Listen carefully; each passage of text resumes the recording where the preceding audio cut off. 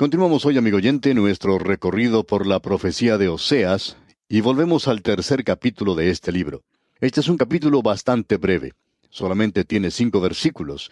Sin embargo, es en realidad uno de los grandes pasajes proféticos en la palabra de Dios. Debemos enfatizar eso. Ahora, quisiéramos mencionar aquí una cita de algo que dijo el doctor Charles Feinberg, quien es un creyente judío y un destacado erudito bíblico hebreo. Él dice lo siguiente, hablando de Oseas en este capítulo 3. Este ocupa por derecho propio un lugar de importancia entre las grandes declaraciones proféticas en toda la revelación de Dios. Hasta aquí la declaración del doctor Charles Feinberg. Amigo oyente, debemos decir que estamos totalmente de acuerdo con este hombre en esta declaración. A propósito, en relación con este capítulo, usted debería leer el capítulo 11 de la Epístola a los Romanos y encontrará que allí se presenta el pasado trato de Dios que Él tuvo con Israel, el trato presente de Dios con Israel y también el trato futuro. Muchos de nuestros oyentes tienen nuestro libro sobre Romanos y estuvieron con nosotros cuando recorrimos las páginas de Romanos y recordarán que consideramos los capítulos 9, 10 y 11 como la sección de dispensación que trata con la nación de Israel. En el capítulo 9 de la Epístola a los Romanos tenemos el pasado de Israel. En el capítulo 10, el presente de Israel y en el capítulo 11, el futuro de la nación de Israel. Ahora eso es en la Epístola a los Romanos. Aquí en el libro de Oseas tenemos todo esto comprimido, por así decirlo, en solo un capítulo muy pequeño. Hay personas que dicen que las cosas preciosas vienen en paquetes muy pequeños. Pues bien, debemos decir que también las cosas poderosas se presentan así. Se puede tomar la bomba atómica, por ejemplo, y también puede tomarse estos 2 versículos 4 y 5 del capítulo 3 de Oseas, donde leemos: Porque muchos días estarán los hijos de Israel sin rey, sin príncipe, sin sacrificio, sin estatua, sin efod y sin terafines. Después volverán los hijos de Israel, y buscarán a Jehová su Dios, y a David su rey, y temerán a Jehová y a su bondad en el fin de los días. Estos versículos son realmente tremendos. Ya hablamos del versículo 4 y entramos un poco en él en nuestro programa anterior. Y veremos esto ahora en forma más extensa de lo que lo hicimos en la oportunidad anterior, porque no tuvimos oportunidad de finalizar lo que deberíamos decir. Aquí dice: porque muchos días estarán los hijos de Israel sin rey. Ya hemos mencionado este problema que se menciona aquí con esa expresión de muchos días. Vamos a hablar más en cuanto a esto hoy. Usted puede notar que aquí no se menciona una cantidad de días. Eso es algo fuera de lo común porque a los hijos de Israel se les había dicho que iban a ser sacados de la tierra 3 veces y que regresarían 3 veces. Y cada vez que Dios los sacó de la tierra, Él les dijo cuánto tiempo iban a estar fuera de ella, con excepción de la última oportunidad. Dios le dijo primero a Abraham: Yo sacaré a los hijos de Israel de esta tierra. Te daré esta tierra, es tuya, pero te sacaré de la tierra por 430 años, y tendrás que irte a la tierra de Egipto. Luego regresarás. Y ellos lo hicieron, y eso fue cumplido en forma literal. Ahora Jeremías les dijo a ellos: a causa de vuestro pecado, deberéis ser enviado en cautividad a Babilonia, y allí permaneceréis 70 años. Oseas se está dirigiendo ahora al reino del norte, porque ellos nunca regresaron en realidad. Y se habla de muchos días. Ellos permanecerán muchos días. Ahora, ¿cuántos son esos muchos días? Bueno, hubo algunos que estaban diciendo que el Señor regresaría en el año 2000. No sabemos de dónde sacaron esa información. Pensamos que esta gente tiene que tener alguna comunicación directa con el cielo que nosotros no tenemos.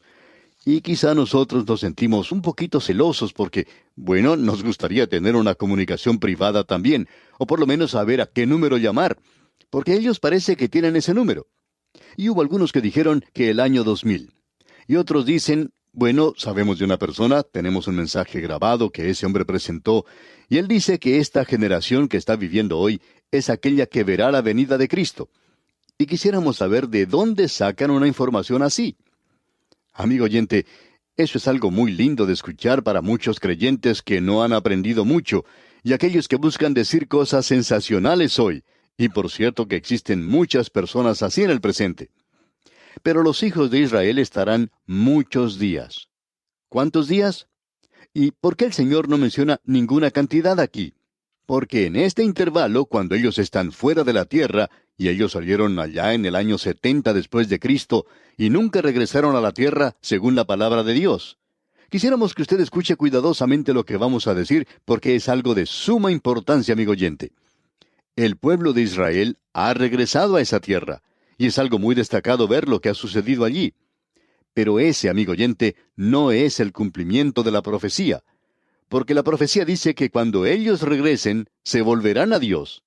Y hay algunos estudiantes de la profecía que creen que la nación de Israel puede ser expulsada de su tierra nuevamente antes de que se llegue a tener el cumplimiento de la profecía del regreso de ellos a la tierra como nación, y cuando regresen nuevamente, ellos se volverán a Dios. Ahora usted puede notar aquí que ellos no tienen un rey, porque muchos días estarán los hijos de Israel sin rey, dice aquí. Mencionamos esto en la oportunidad anterior. Luego dice, sin príncipe. También hablamos de eso. Luego notamos que dice, sin sacrificio. Y este fue el punto donde tuvimos que detenernos en nuestro estudio anterior, y aquí es donde queremos comenzar hoy. Estamos seguros que hay muchas personas que nos estarán diciendo, bueno, ustedes citaron las Escrituras allá en el Evangelio según San Lucas, capítulo 21, de que Jerusalén sería pisoteada por los gentiles hasta que el tiempo de los gentiles se hubiera cumplido. Debemos estar al fin de ese tiempo porque ahora Israel tiene a Jerusalén. Bien, amigo oyente, aquí es donde queremos que usted nos escuche muy atentamente. Es muy fácil hoy llegar a una conclusión sin estudiar todos los ángulos. Debemos decir lo siguiente en primer lugar, que creemos que estamos viviendo en los días postreros.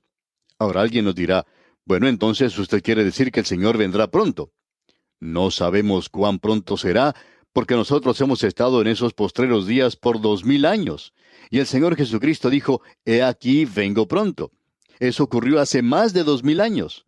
Así es que no estamos preparados para decir que será en el día de mañana, o la próxima semana, o el próximo año, o aún en este siglo. No sabemos cuándo ocurrirá. Pero debemos decir que vemos los preparativos del escenario cuando comenzará a desarrollarse la acción, cuando la iglesia sea sacada de esta tierra. La razón por la cual la fecha no se nos ha dado es que la iglesia es sin fecha, sin nombre, sin lapso de tiempo. Usted se da cuenta que nosotros somos un pueblo celestial y no tenemos ningún nombre. Hay algunas personas que opinan que es bautista. Otros hablan de darle a la iglesia el nombre de presbiteriana. O algunos opinan que es metodista, y otros piensan que es independiente. Pero amigo oyente, la iglesia no tiene nombre. Nunca se le dio un nombre. Eclesia solamente significa un cuerpo llamado o separado. Y el Señor está llamando hoy a un cuerpo que llegará a ser su esposa. Podríamos hacer una sugerencia. Creemos que la iglesia hoy es esa perla mencionada en la parábola de la perla de gran precio, que ese hombre de negocios, o sea, el Señor Jesús, llegó y compró. Él pagó un gran precio por la iglesia. No vamos a entrar en detalles aquí, solamente queremos decir que la palabra que se traduce por perla proviene de Margareta. Y si la iglesia tuviera algún nombre sería Margarita.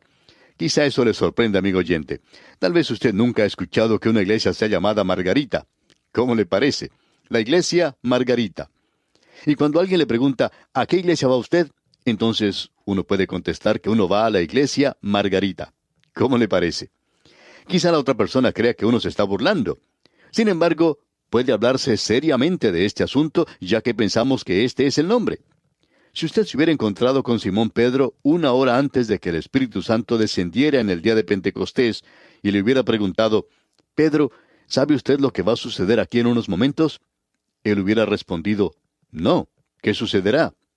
Él no lo sabía. La iglesia llegó a existir sin ninguna fecha. El nacimiento fue en un día, pero no la fecha del mismo. Y la fecha del rapto tampoco se menciona. No se menciona una fecha en cuanto a esto. Y a causa de esto, los hijos de Israel estarán por muchos días sin rey, sin príncipe, sin sacrificio. Volvamos nuevamente a esto. ¿Tienen ellos a Jerusalén hoy? Debemos decir lo siguiente, amigo oyente. Todos los lugares santos en Jerusalén antigua, están en las manos de ya sea los musulmanes, o los católicos rusos, o los católicos griegos, la iglesia armenia, o los católicos romanos. Todos ellos han construido catedrales o iglesias sobre los lugares. Israel no los tiene. Israel no se atreve a tocar esos lugares sagrados. En cierta ocasión, alguien le preguntó a Hungría en la ciudad de Jerusalén, ¿por qué ustedes no van y se apoderan de esos lugares sagrados en la ciudad de Jerusalén? Y el guía respondió, ¿qué es lo que usted quiere que hagamos? ¿Que comencemos la Tercera Guerra Mundial? Y por cierto que eso daría comienzo a una guerra, amigo oyente. No hay ninguna duda en cuanto a eso.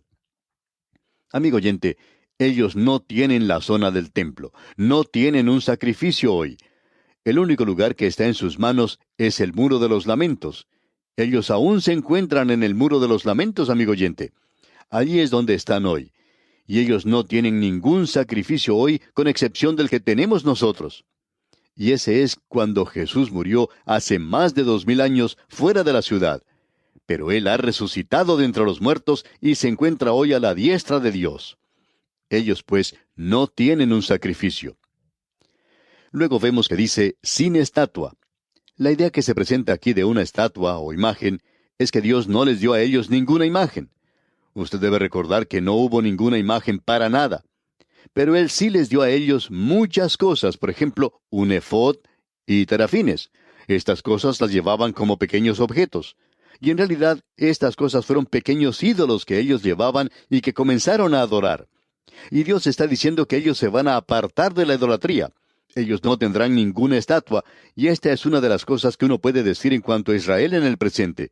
Ellos no se encuentran en la idolatría. No se han vuelto a Dios aún, pero por cierto que se han apartado de la idolatría. Luego tenemos aquí la palabra después. Ahora, después no quiere indicar después del año 2000. No sabemos cuándo es. Después volverán los hijos de Israel.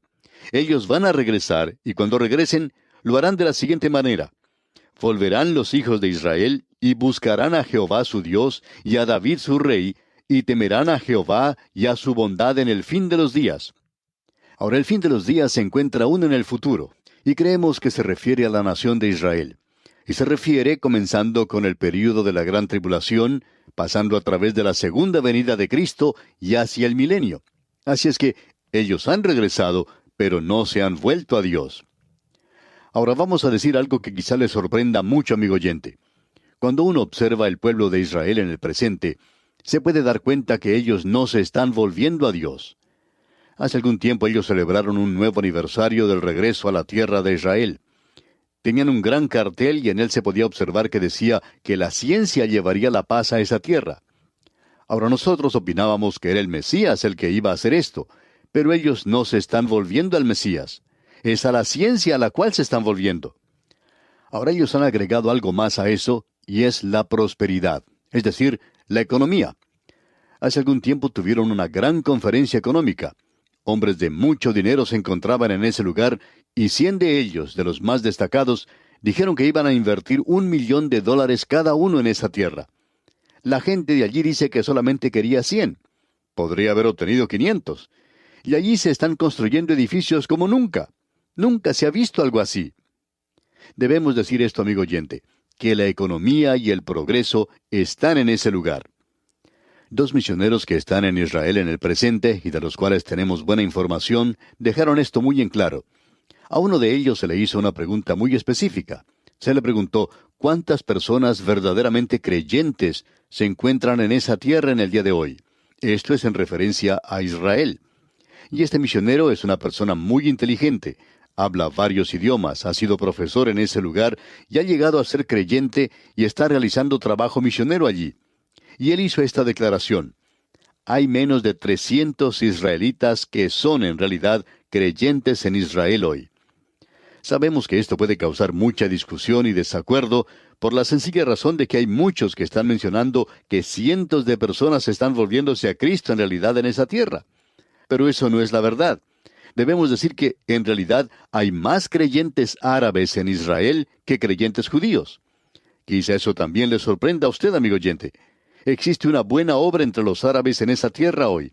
Pero la obra misionera en Israel es un trabajo bastante duro. Y para decir verdad, hay muy pocos misioneros en ese lugar. Así es que ellos no han regresado a Dios en el presente. Y esta profecía que tenemos aquí, en este versículo 5, es una evidencia del hecho de que este regreso presente a la tierra de Israel no es el cumplimiento de la palabra de Dios. Ahora sabemos que esto es algo diferente a lo que usted puede escuchar hoy, pero ¿ha escuchado usted alguna vez a esas personas hablar de la profecía de Oseas? ¿O de alguno de los profetas? Nosotros debemos estudiar todo este libro, amigo oyente. Así es como debemos enfrentarlo. Pero esta gente no lo hace. Ellos siempre pueden desviarse alrededor de versículos como este, sacar versículos de su contexto y mencionar una que otra cosa y decir, bueno, tenemos esta cosa ridícula que sucede hoy. Y mencionaremos solamente dos. Nos enteramos hace algún tiempo de que había personas que estaban enviando rocas del estado de Indiana en los Estados Unidos para edificar el templo allá en Israel. Ahora, si usted ha tenido oportunidad de visitar Jerusalén, se ha dado cuenta que una de las cosas que no necesitan allí es rocas. Jerusalén se encuentra sobre un lugar rocoso, y cada montaña a su alrededor, incluyendo el Monte de los Olivos, se encuentra lleno de rocas. Ahora, si el estado de Indiana quisiera comprar rocas, le podríamos decir dónde pueden conseguirlas. Creemos que a Israel le agradaría exportar algunas rocas. Ahora tenemos otra profecía de la cual se habla. Hay personas que dicen que están cultivando naranjas ahora en esa tierra. Esto es en referencia a lo que Isaías dijo que sería esa tierra, es decir, a lo que crecería allí. Pero debemos aclarar que el árbol de naranjas en esa tierra no es nada extraño. En realidad, en el Cantar de los Cantares de Salomón, donde se habla de manzanas, ese árbol de manzana es el árbol de naranja. Las naranjas crecen en aquel lugar.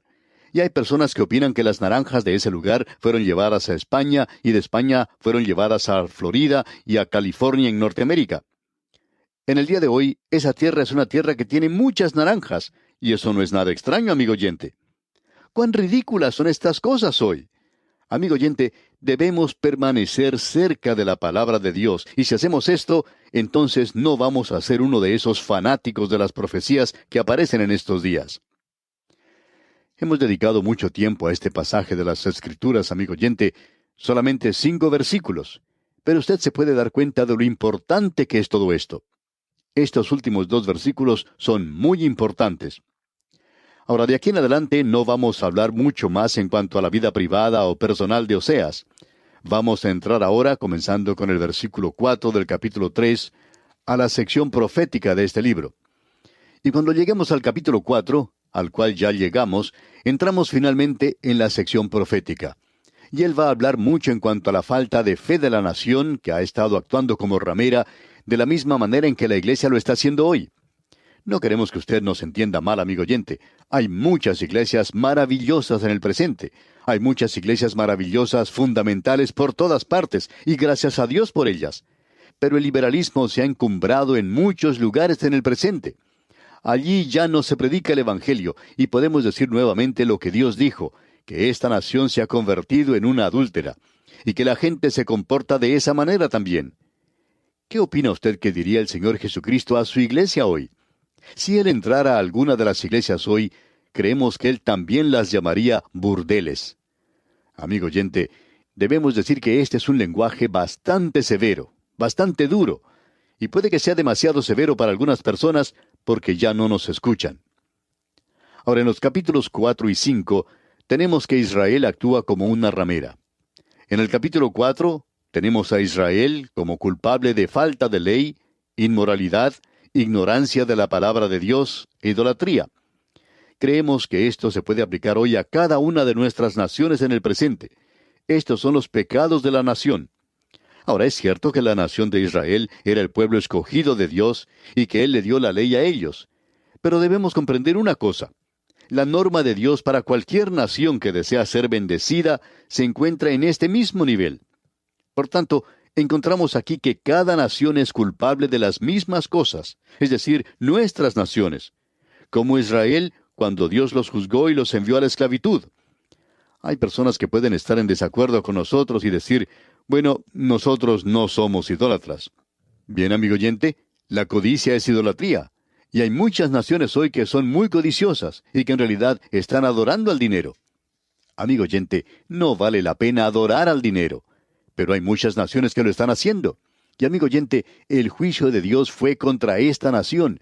Pero si nosotros leemos esto y le señalamos a ellos y decimos, es una vergüenza de cómo ellos se apartaron de Dios, entonces Deberíamos mirar a nuestro alrededor hoy y ver que lo mismo está ocurriendo con nosotros en el presente.